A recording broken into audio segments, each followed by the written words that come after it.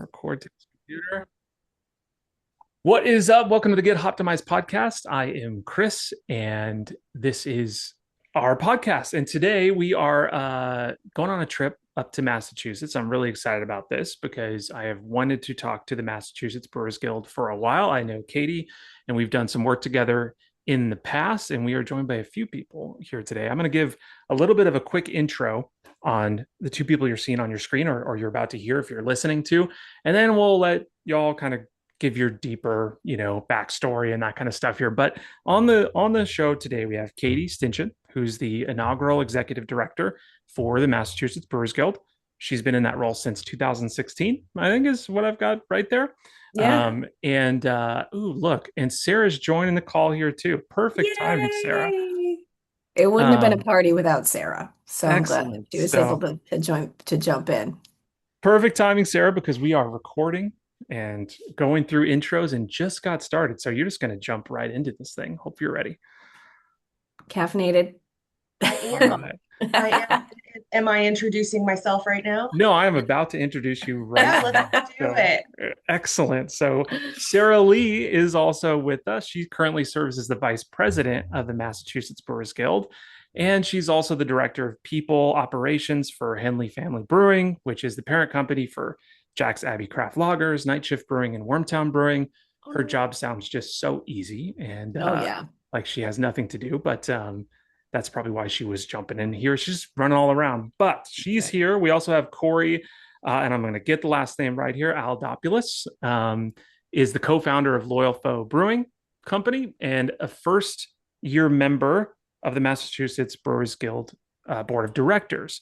So got a good group of folks on here. I think this is the first time we've had three guests on the show.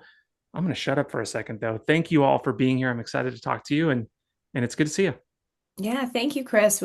Obviously, our association has enjoyed working with you so much from an associate member standpoint and helping us tune up our website and all the great knowledge bombs that you give to our brewing community vis-a-vis all your marketing expertise. So thank you so much. We're grateful to tell you all about the happenings here in Massachusetts.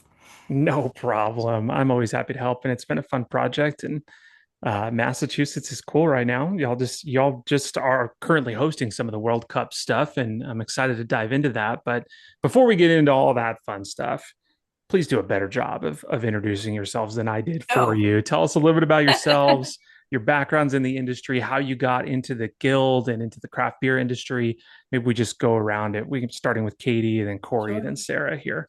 Yeah. I came to the industry as a super fan. I was beer blogging on the weekends, traveling to breweries with my friends, just trying to find the best new, greatest, hippest thing. It's when like pumpkin beers were really starting to become heavy, which I know it can be divisionary, so everybody calm down, but I really do love a pumpkin beer in the fall. That's okay. Um, and I was at the time working at a PR firm that specialized in nonprofits and socially responsible companies. And I was really waiting for breweries to start being able to have like communications departments, PR people.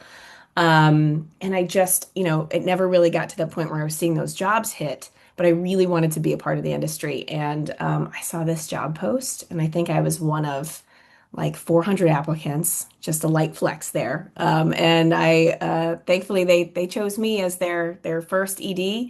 I think they had a really strong government affairs, presence, but they were looking for someone that could really build community and do rebranding and put on some marquee events and just kind of bring everybody together. So I guess that's what they saw in me. And thankfully, I've still been here for 10 years. It's an incredible job. I get to work with the most amazing people, and I have an awesome board as well, who I know I'll be tossing to in a minute. So maybe that's a good segue to Corey to Perfect chime segue. in as our very tell be sure to sell how wonderful it is to serve on a guild board, Corey. Go for it. Yeah. No, this is great because I learn a lot just by sitting in on these meetings as a co-founder of a two-barrel nano brewery where we operate out of a garage. Katie's been an excellent resource as well as everybody else on the guild, and my foray into this has been a lot of practice. Drinking beer over the years and being a big fan of all the breweries that I now get to rub elbows with. And you know, this all started with, probably like a Keystone Light back in, 2002 Oh or my something like that. And it grown from there, of course, but brewing at home and kind of jumping into this, and then having an absurd amount of stainless steel in 25 by 25 garage. And picking Katie's brain over the years of like, is it okay if I do this random thing and try to bring alpacas to a farm across the street and get a license for one day and all that. And so this has been a cool adventure for me to kind of see how things operate. And I'm definitely not the typical operator here. So I have a lot of different stories, I guess, than someone like Sarah. So, this has been great for me to learn all this. My background is more on, I literally grew up in a laboratory. My first job ever was at an environmental lab when I was about 15 or 16 years old. And that kind of turned into now like 30 years working in different sectors in science. So I've spanned environmental testing through semiconductors and pharmaceuticals and cannabis, and a lot of background on that side. And I guess that's where my nerdiness for water chemistry and malt profiles and stuff like that comes from. So that's kind of me in a nutshell. He's the super nerd on the board, I Chris, if you were like it. wondering. I love the environmental biology background. You are definitely the scientist super nerd. We can get along, my friend. Sarah, round us out here. Tell us about you, your background, and how easy your job is, because it sounds so easy. I'm being sarcastic. Um, yes, today it feels okay. So let's knock on wood. But I'm Sarah. I serve currently as the vice president of the Massachusetts Brewers Guild. And my day job currently is the director of people operations over at Henler Family Brewing Company. We're the parent company of Jack's Abbey Craft Lagers, Wormtown, and Night Shift here out of Framingham. My journey into craft beer has been I think it was a lot of coincidences that kind of collided and created this awesome scenario where I got to be a part of it. I feel incredibly lucky. I always like to mention I actually cannot drink alcohol at all. My body cannot process it. I am one of the few people that doesn't have the enzyme that makes you nice and happy. And so beer is not actually something I can consume on the regular. And so people always ask me, how did you end up in this industry and why do you care? And I never expected to build a career in craft beer. I didn't expect to end up anywhere near hospitality or anything like that. But I thought I was going to be an academic. My plans were to go to law school and become a social worker. And then some, life happened. I had some family things that I had to take care of. And in that time, I started to get involved in hospitality as like a side gig, and fell in love with it, started to move up in that sphere, started consulting for different restaurants, decided to move back out to the East Coast, found an apartment. The landlord was super cool and was like, hey, my business partner owns a restaurant. I saw you bartended. Do you want to bartend for him? And I was like, yeah, that'd be awesome. And that landlord was actually Ben Roche, who is the co-founder of Wormtown Brewery and the former brewmaster. And so that was actually my first introduction to craft beer, was watching three incredible brewers construct Bee Hoppy. I had, Wow. Watching them build it from the ground up, tasting it week to week, with the taproom staff. Does this bottle taste the same as that bottle? Literally doing individual little batches. And that was when I really was first introduced to the magic that I think is craft beer.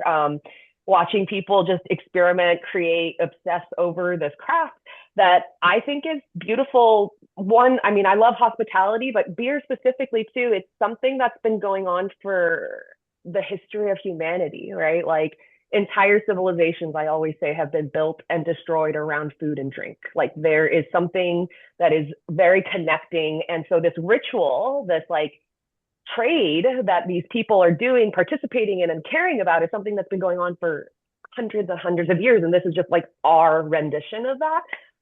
Not even hundreds, like, thousands and thousands and thousands. So Forever, yeah.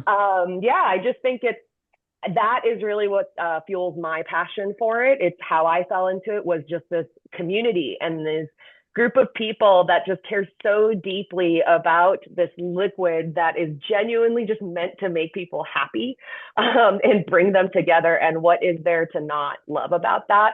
And so that's how I ended up here. I started to, obviously my first introduction was at Wormtown Brewery. Then I moved to Medusa Brewing Company after a while, became their director of operations, was there for about 5 or 6 years. That's when I was first introduced to Katie and the Guild. Katie was so kind and so helpful as someone who was kind of on her bandy legs trying to figure out her way into the beer industry here in Massachusetts. And that's my relationship with her was really crucial and helpful in how I built my career here, and got the opportunity to join the board. So now I do HR. It's something that I didn't think that I would end up in traditionally, but like I said, I didn't think I would end up in craft beer either. So day to day, I do the people side of things. It's the thing I care about actually deeply as the vice president of the Guild. My biggest main focus and passion is just really talking about how we can raise the standard for being better leaders and stewards of this craft, and making sure we bring people and our people, like the people in this industry that are busting their butts, along for that ride. So that's who I am. Hopefully that was a nutshell and not too long. That's okay. That is okay. I think we got several very interesting perspectives on the show today and in this conversation. And again, it's gonna be really fun to kind of see each of your opinions on some of the things we talk about. And Sarah, you kind of touched on something that Katie and I were talking about just before we started recording, which was kind of this like, goodness about beer and how it brings people together. And we were framing that around the current event that's going on right now in Massachusetts, is this World Cup stuff. And we're hearing stories about, people drinking a ton of beer and cones being put on statues, and, this vibe of things going on in Boston area, but kind of all over there. And the question I kind of have is there something special about the Massachusetts craft beer scene that makes this kind of thing happen? And why did it happen there? Why is it special in Massachusetts? And curious if you think that's just a beer thing, or if there's something, in the water where you guys are at. Sarah, I know you have a spot in Foxborough, so I don't know if you want to jump in first. But I mean, I can say that I have been giggling at the Tartan Army trying to put cones on statues in Miami, and in Florida, and they're like getting yelled at. They have to take them down, and they're like, we're not in Boston anymore. Or like they're going to New York, and they're like, what do you think of the Big Apple? And they're like, we want to go back to Boston. It's not. So I take a lot of pride in that. I mean, obviously Boston has a really rich, deep brewing history. Just the super important waterway, which of course I'm blanking on the name, but it helped with refrigeration times to get the pilgrims get all the beer over, keep it stable. I mean, we were home to so many breweries. I think it was a part of their everyday life. It was a part of how they got their news. They met at taverns. They changed policies. They had elections. They kept warm. They were together, and beer was the central tie to all of that. So I'm going to say that it is Boston that made it special. It is Massachusetts that made it special, but of course I'm biased. So I don't know if anybody else wants to chime in on that. And what do y'all think? I would reiterate that. I do think there's something special about this area. Having worked in a bunch of different industry, I think for the most part, people generally are like helpful and collaborative on things. It's like as a lab worker out here, sure there are trade secrets and things like that. But as far as like, hey, I'm having this problem and I need a guy, right? I need somebody to go to for this thing. Somebody's always got, somebody else for you, just just recently in beer, I think I was looking for, a new source for cans and, just mention it to one person. And all of a sudden I got three people contacting me that like, oh, hey, here's some help with that. So I think it's a little amplified maybe in the beer industry out here, more so than other places. But I do think that we do live in kind of a special place. I don't know that people in New York or Miami or New Jersey or places like that would agree that we're so special here. We're different, but I think being different like that does make us special. All right. We got two for It's in the Water. What do you think, Sarah? I mean, I think if you go from like a historical perspective, excuse me, it literally is in the water. I mean, there was a reason Boston was such a hub for brewing. I mean, if you look back into like history, 1800s, if you will, like you got clean water sources, easy access. It's to like grains and hops, and there's a port right there, right? It's where there's a growing industrial workforce. It's a main immigrant hub. Boston's small, so you have dense, small neighborhoods filled with immigrants that are bringing their traditions and their varieties and blending them together. So you got Irish and Scottish and Germans, and now you have Scottish ales blending with lagers. And so there is, I think, a historical kind of kinship and that kind of relationship between Boston and maybe some of our UK counterparts, and that tradition of, just maintaining, I would say, a friendly rivalry, if you will. I do think that, as somebody who's originally from the Midwest, actually, I would say that Bostonians are definitely built different.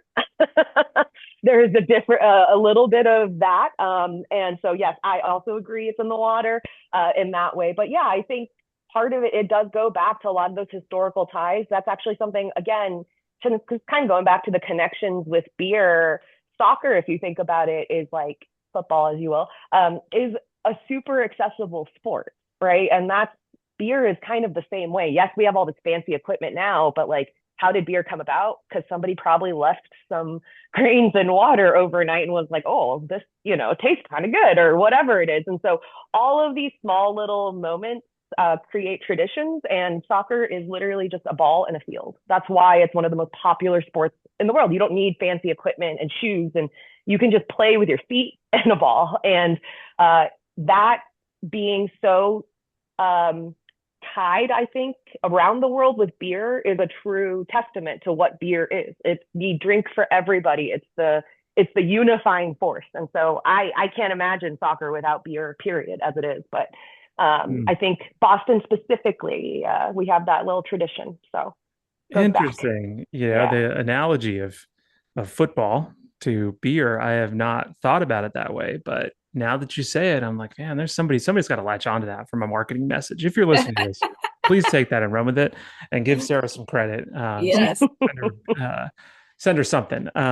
So, I did a little bit of research on Massachusetts and breweries. My research is involved with me Googling stuff, and AI gave me answers on stuff because I was curious. I was like, okay, how big is Massachusetts compared to other countries or other states in the country?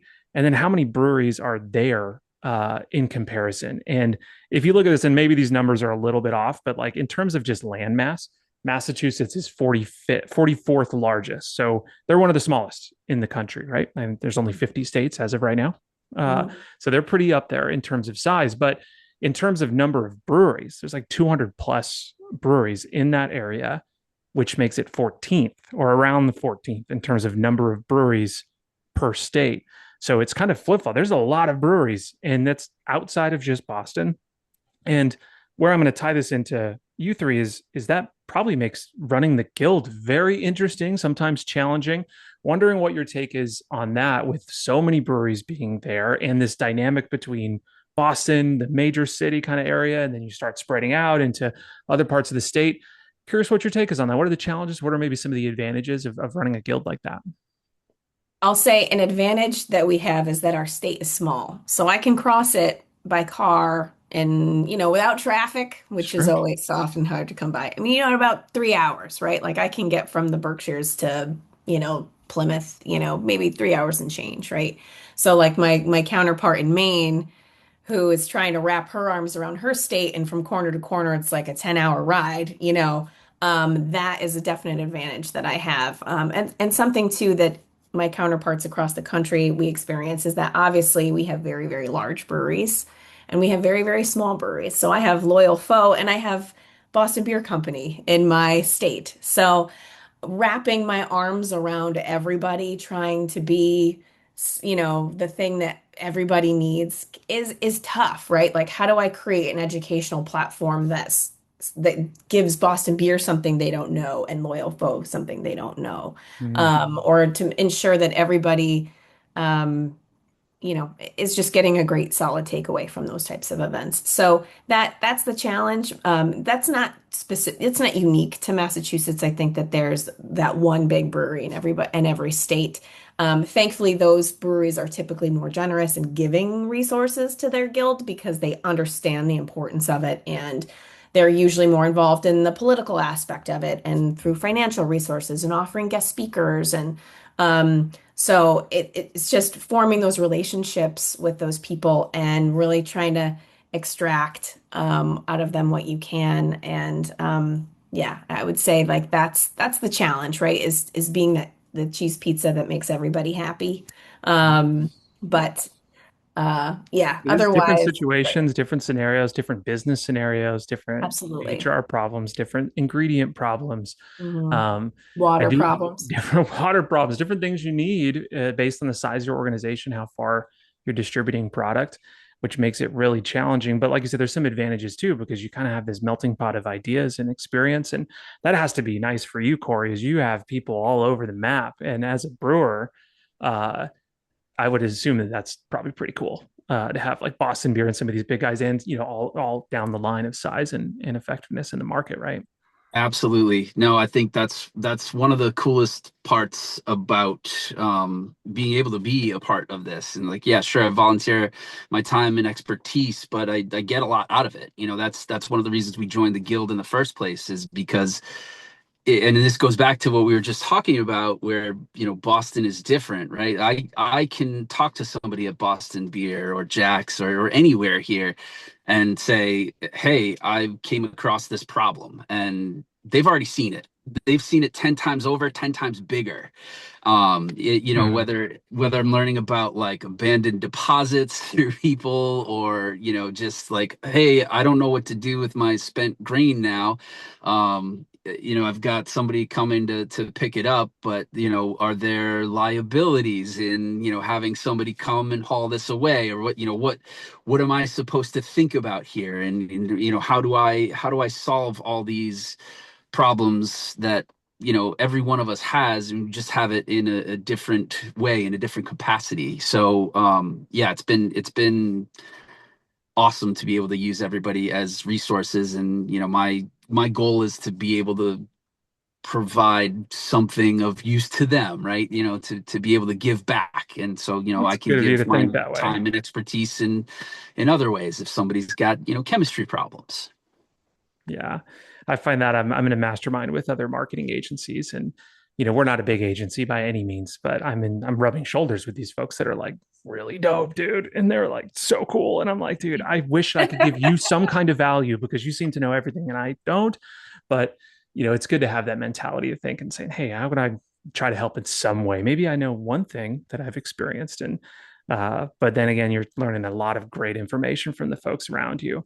The people situation has to be weird and challenging. Sarah, this is your end of it. Is you got a lot of different people, a lot of different size breweries, and in a state like Massachusetts, what's that like managing the people like that? Um, it's awesome and it's difficult because, you know, I mean, like Katie said, it's difficult to be the cheese pizza and to make sure everyone gets a slice. But then also, is that too simple? Is that too basic? And so I always call the brewing industry, I call it the island of misfits. Everyone's journey here is always so unique and interesting and a little bit happenstance. Um, and I think that makes us really unique. I think one of the biggest successes, I mean, the guild itself was formed to shape this industry. I think that's something that people maybe don't know. Like the fact that tap rooms exist, not a thing very not long ago.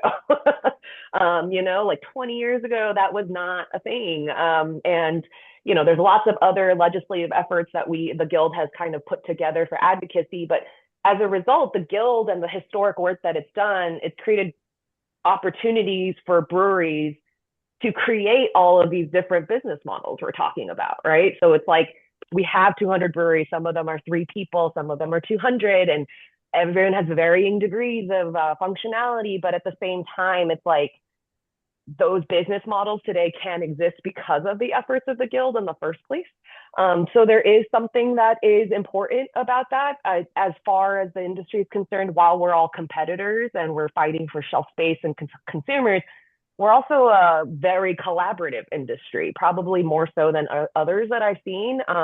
So even if every brewery has different priorities, I think our job as the guild is to try to find those common grounds. What are the policies, education, resources that everyone kind of needs right now? And I think the turning point as far as like what the guild did, which was really a lot more about legislative efforts and now who we are today, while legislative advocacy is clearly one of our top priorities, I do think the conversations aren't just about brewing, right? Now we're talking about leadership and workforce development and slightly more mature topics because our industry has matured. I was almost going to take that word out of your mouth. I was like, it sounds like the industry is maturing a little bit. Exactly. We're growing up. We're trying to figure it out. And I think one of the cool things about that though, is that again, this industry didn't form on purpose in a way. And so all these folks and all these people, including myself, are folks that are growing into this new world while they're also discovering their jobs. And so it's a great opportunity for us to do knowledge share. It's a great opportunity for us to get exposure to other things. But I think mostly it's important to have that sense of solidarity because this is the program that enabled an environment for these 200 breweries to exist and thrive. And so I think that goes a long way. Maybe I'm somewhat biased, or I have an insider look at the Brewers Association because of some of the things we've done in the past, or the Brewers Guild rather, Mass Brewers Guild, MBG, because we've done a little bit of work for you guys in the past at the website, and I've had lots of conversations with Katie, and I've also had these conversations with other guild leadership, people who run guilds, people who are part of guilds, people who have left guilds and said, I don't want to do it anymore because they're brewers and they're fed up with it. I think, from my opinion, MBG does a pretty darn good job. You guys have good participation. You have repeat membership. You run a really good event every year. Your educational material is Katie's crushing it. Well, Katie's our hero. It's a group effort. Come on. I've had lots of help, but I appreciate that. Thank you. That's a sign of a great leader right there, saying it's a group effort. It takes a ship. So whether you're saying that just for the podcast or not, either way. No, I definitely do not believe that it was all me, 100%. I've had lots of help, lots of great people. Well, my question then is, what piece of advice would you give somebody who's in a guild or trying to run a guild and they're kind of struggling with things? We see this happen. They're struggling with membership, they're struggling with organization, they're struggling with an event. Do you have any advice for someone in another guild to, that's something you've learned and applied and seen work for you here in MBG? What would you say to them? Hit the road, knock on doors, and talk to people. I think that was the first thing that I did when I was hired. I got in the car with Rob Burns, who is the owner, founder of Night Shift Brewing. And we went to every region of the state and we spent overnight and we visited like 6 breweries in every region. And because at the time when I started, there was 13 members of the guild and there was $40,000 in the bank. And they were like, go fundraise your salary, figure this out. So we had to figure out what was broken. We had to figure out why people didn't trust the guild. We had to figure out what they wanted out of the guild. And me as a staff member of one with 9 volunteer board members, really, we had to be very resourceful about what we put together because, it was shoestrings, it was grassroots. And I think from that tour, we were able to really bring people on into the fold to be like, we're doing this. We're gonna professionalize this. We're gonna get you what you need within reason. I can't create a health insurance program for everybody, which I know is what everybody wants. Um, but I think that then that brewer who we met with and had beers with talked to the guy up the street and that maybe we didn't get the chance to meet with and be like, hey, the guild came in and they're really trying to revamp things. And that's the trust that you need, right? Like you need the Corey out there saying, I'm a board member of the guild and this is all that they're doing and you should be a part of it too. So I think if you're not hearing directly from your people, because no one's going to answer your survey, no one's going to open your email, you know, um, you gotta get those face-to-face conversations in. And that's why like the tours are important and we have quarterly member meetings in every region as well. Try to play fair, like, talking about the challenges of running a guild. If I hosted every meeting in Boston, I'd get my head cut off, right? Like we gotta go out to Western Mass, we gotta go to the North Shore, we gotta go to the South Shore, we gotta make sure that we're playing fair. So that would be if you were first day on the job as a guild leader, gas up your car. We know it's expensive, On but the pavement. yeah. Well, I mean, just to build off of that, Katie specifically, I think does an exceptional job of that. I think, as much as we focus on advocacy, this is also about maintaining and building our community, and just making sure that it's sustained so that we can have a strong future together. And Katie does such a great job of making sure that it's not just about like fighting for what you want, but really making sure that people are engaged and talking to each other and exploring ways to collaborate and creating opportunities for us to collaborate. And I guess if I had to elaborate more and be selfish about my own agenda, I mean, my advice would be invest in your people, like encourage owners and the leaders that you talk to invest in people, because strong industries can only be sustained and built by strong leaders. So the sooner that guilds can really get together to collaborate and focus on maturing as an industry and focusing on things like leadership and structure and like accountability and responsibility, the stronger we can be as an industry. So just want to give some props to Katie for building such an incredible beer community, in addition to, the results of this community, which is the advocacy. So Love it. More props for Katie.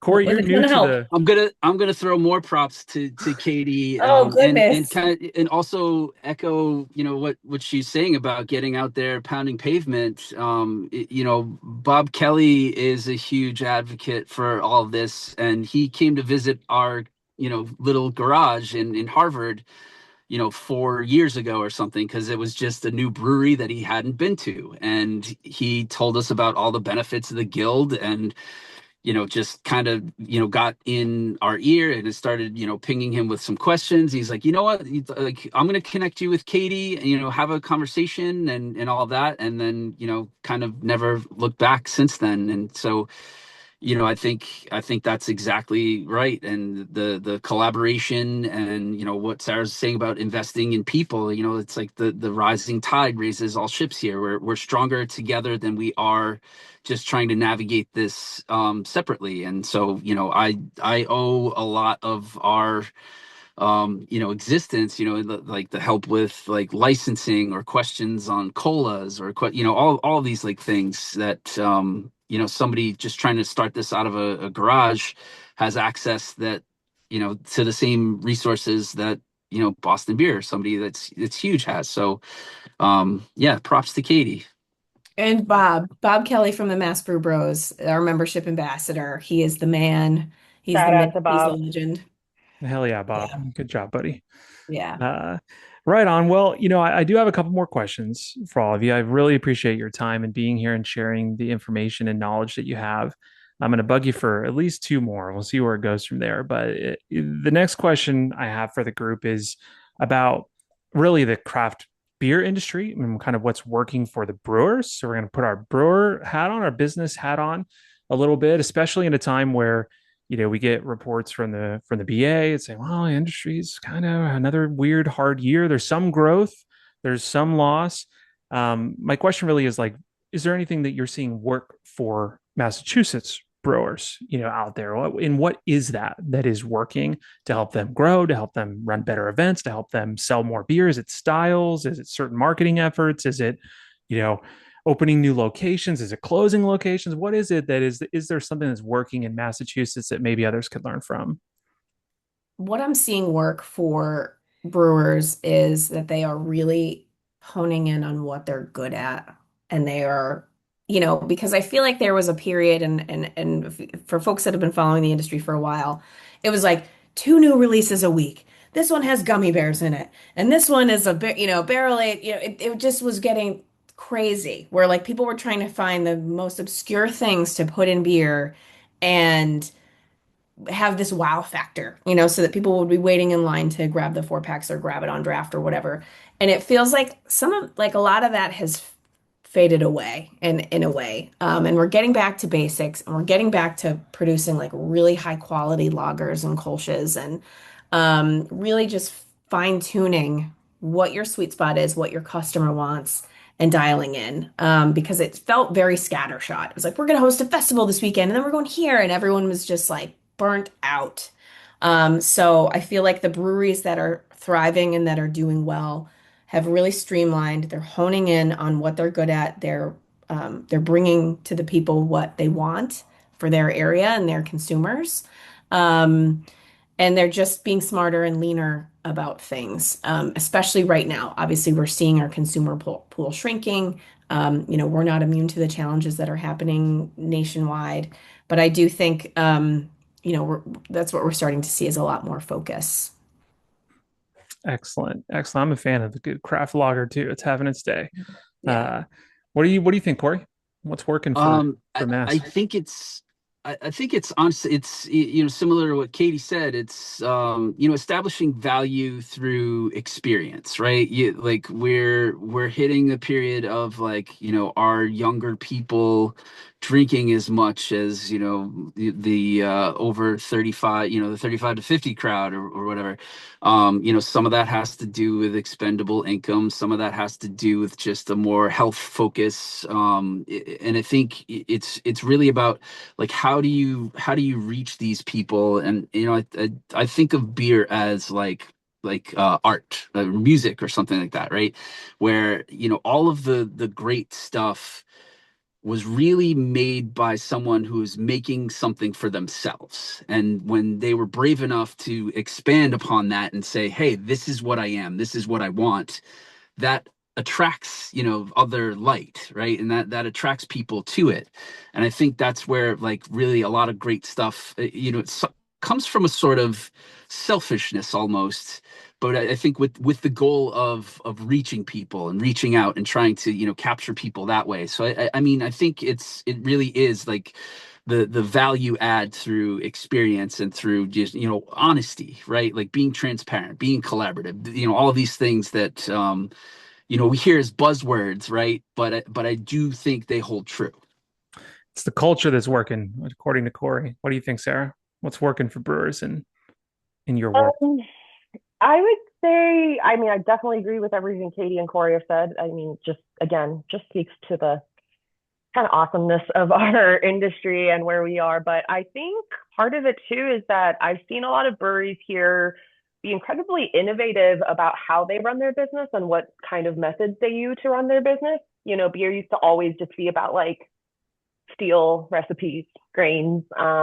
Now it's about different models and different tap rooms and distribution models and farmers markets. So I think it's been really fun in a way to watch how many unique ways people have found to kind of adjust their company or their business and become more adaptable, especially in like a post-COVID, why aren't the kids drinking era?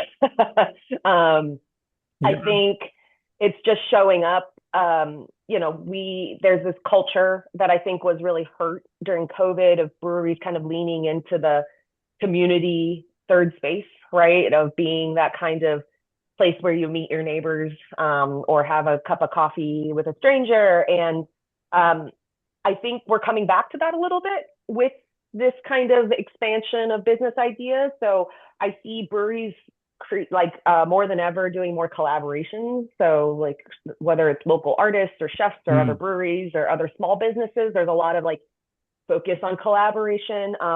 And they're really the focus of like tap rooms really becoming more community based instead of just a pint. So now you're seeing people diversify what they offer, maybe focusing a little bit more on food, and maybe that will bring in new beer drinkers into that mix. And so yeah, I would like to commend our brewers here for just being brave enough to be creative and take some risks and try new things that literally we have never done before. So yeah, that's what I would say. It's just that tenacity to try to find a different way to do it. Nice. There's such like we started the call. There's a really great combination of backgrounds and experience, and it's so cool to learn from all of you. And I wish I had more time to talk about so many other things. You know, I'm just a curious person. It's like I want to learn about this. I want to talk about that. But unfortunately, we only have so much time. We'll do a part two, Chris. We should do a part two. We should do a Massachusetts round two. I am so down for that. In the meantime, if somebody wants to learn more about the guild, learn more about breweries, or learn more about what you have going on, or if you do have anything going on that's coming up that you want people to get involved with, what are those things? This is your chance to plug stuff. Let us know what's going on. All right, Chris, you ready? No, Here it we comes. obviously head to massbrewersguild.org where you can learn about all of our past legislative history wins and what we're working on now. We always have a running, we host two big events a year. One is our more consumer facing event in downtown Boston, our beer festival, which just kind of brings everybody together for an awesome day. And it turns into a beer festival also for our brewers during like the lunch hour where everyone's drinking each other's beer and having pizza. And it's a big busy day, but it's a fun day too. And then our Technical Brewing and Business Conference is coming up on November 2nd at Jack Sabby Craft Lagers in Framingham. Thank you for always being our generous hosts, Sarah and Handler family.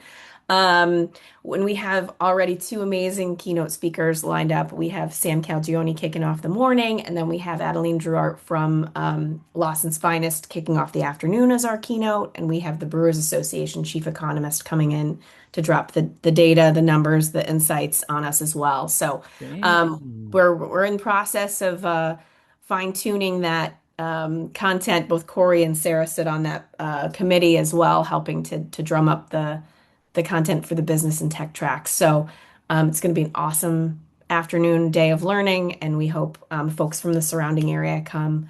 If you're a member of your guild, we honor the guild price for ours as well. So I was just about to ask, can yeah. somebody from a different guild or different state Absolutely. Yeah. participate? Yep. If you're a member of your guild, we honor that price for our state as well. Y'all are so cool. Look at that. You know, we try. We really try. Nice. So yeah, that's what we've got coming up, and we're excited about it. Corey, Sarah, got anything you want to tell the world about? We've got some events planned at our neighbors at Westward Orchards for some special pouring events, coming up through July, August, September, basically through Halloween. And that's probably the best way to get our beer. We brew maybe once a month and we got 2 barrels. It goes fast, and we're holding on to it for some cans and for some pours across the street at the orchard. So we're looking forward to that this summer. Typically we update that stuff on social media and our mailing list. So that's the best way to find out. That sounds so friggin' dope. I am jealous. Drinking beer in an orchard. Sick. I want to do that. Sarah, what's up with you? What's up on your world? In your world? We are doing a lot right now. I would probably, it's hard to run through my head right now of what we're doing, but we have some awesome beer gardens right now open in Boston with a Night Shift brand, one in Dewey Square, one on the Esplanade right on the river. It's beautiful. So if you have a chance to go enjoy a sunny day, we also have a brand new concept called Mass Appeal that just opened in time for FIFA season over at Patriot Place. It was the home of the former Wormtown Brewery that was there. And it's our first cross-collaborative concept. So we are serving beers across all of our brands. So that's a fun place to check out for the soccer season. But honestly, that's my selfish plug. But most of all, I would just like to plug everyone. If you're bored this weekend, find an excuse to go support a brewery near you. 4th of July, buying that 1 6-pack might just be a little, hour of fun for y'all, but that means and goes so far for people who are really just fighting to stay in this and care about it, especially in a post-COVID world. And that just means a lot. And so that's my plug, is everyone during your holiday weekend, support a craft brewery. We'd really appreciate you. I love that. Every pint counts. Love it. Well, right on. Again, thank you all so much for your time, for your willingness to share.